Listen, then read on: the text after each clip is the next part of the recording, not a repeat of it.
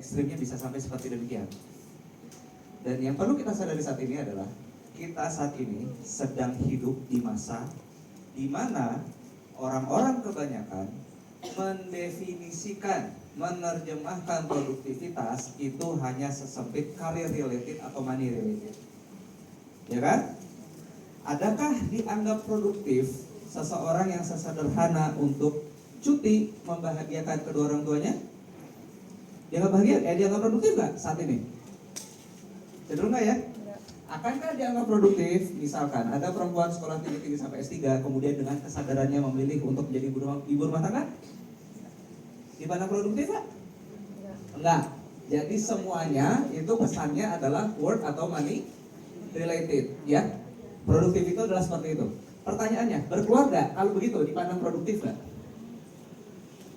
Dengan definisi seperti ini, tidak kan?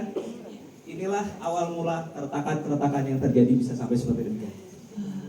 Ketika produktif hanya diterjemahkan hanya sekedar money or career related, hanya seperti itu. Dan inilah yang menyebabkan perkembangannya nanti bisa lebih lanjut. Kenapa ada istilah work-life balance? Sejak kapan, pertanyaan saya, work sebesar life? Tidak akan pernah. Sejak kapan? Apakah work sebesar life atau work hanyalah bagian kecil dari life? Hanya bagian kecil. Hidup kita mesti yang mana? Ada sosialnya, ya, ada family-nya, ada apanya. Allah mengajarkan kepada kita bahwa hidup kita itu adalah perlu unggul dan utuh di keseluruhan. Salah satunya termasuk di keluarga. Karena di keluarga itu sebetulnya adalah sekolah yang melahirkan peradaban. Maka kenapa suami istri perlu kompak? Jika ibu adalah al-ummu al-madrasatul ula, kalau ibu adalah guru bagi anak-anaknya, ayah itu kepala sekolahnya. Yang perlu punya konsep itu seperti demikian. Dan maka kalau misalkan tadi melihat tadi ya, saya ketika misalkan lihat hal-hal seperti barusan, kita bisa memahami bahwa manusia pada dasarnya memiliki dua kebutuhan dasar. Di buku saya di Rumah Tangga Surga itu saya sebutkan bahwa ada rumah itu biasanya kita suka ada sebutnya di bahasa Inggris ada house ya. Ada house, ada home. Yes. House itu adalah representasi dari kebutuhan fisik.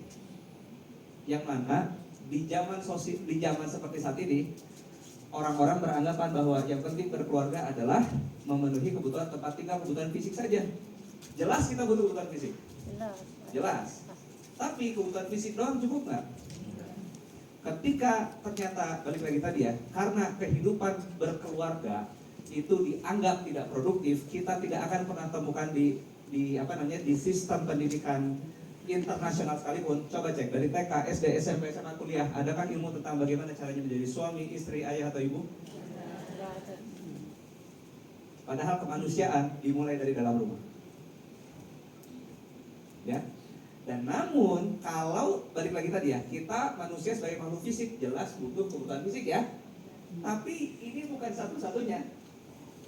Jika kebutuhan fisik ini hanya satu-satunya dan kita menganggap bahwa tugas kita selesai sebagai orang tua dengan hanya sekadar yang penting udah cari makan, yang penting sudah memenuhi memenuhi semua kebutuhan fisiknya.